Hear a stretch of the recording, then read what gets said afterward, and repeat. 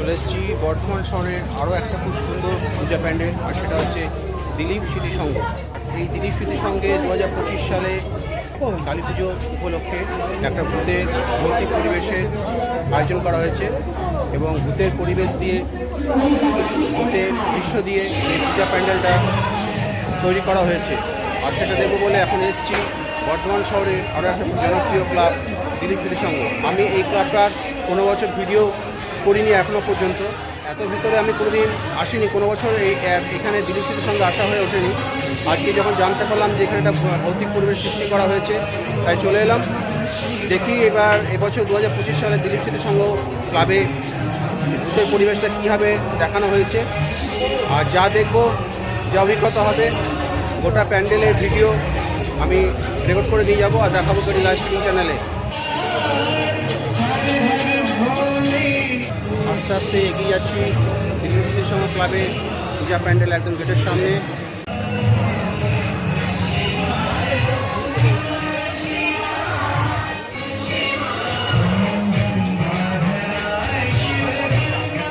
এবছরের থিমটা হচ্ছে ভূতের তাণ্ডব। গেট দিয়ে যখন ঢুকবো তখন একটা ভূতের তাণ্ডব বা ভূতের নৃত্য বা ভৌতিক দৃশ্য দেখবো, সেটা একটা আশা করছি। দেখা যাক কি দেখি, অধীর আগ্রহ অপেক্ষা করছি, লাইনে দাঁড়িয়ে আছি অনেকক্ষণ ধরে।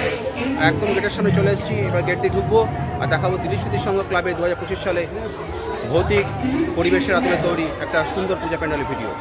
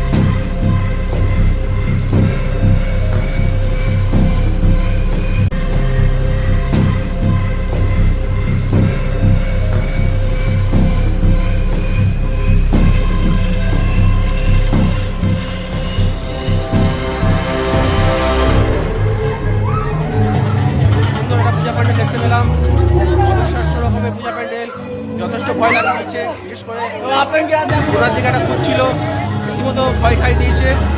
সত্যি একটা ভালো পূজা প্যান্ডেল করেছে। এরকম পূজা প্যান্ডেল প্রতি বছর আমরা যেন কালী পুজো উপলক্ষে বিভিন্ন প্যান্ডেলের কাছ থেকে উপহার পাই, এটুকু আবেদন রাখছি। আর প্রত্যেকটা পূজা প্যান্ডেল যেন এরকমই আমাদের একটা শাস্তিমূলক পূজা প্যান্ডেল উপহার দেয়। এখন আছি দিলীপ স্মৃতিসংঘ ক্লাবের একদম ভেতরে, কালী প্রতিমার সামনে দাঁড়িয়ে আছি।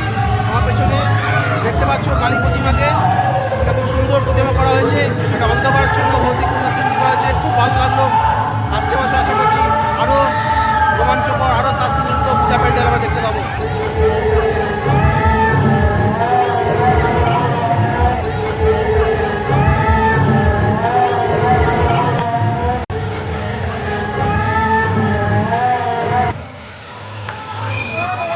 কেমন লাগলো পূজা প্যান্ডেলটা অবশ্যই জানাবে কমেন্ট বক্সে।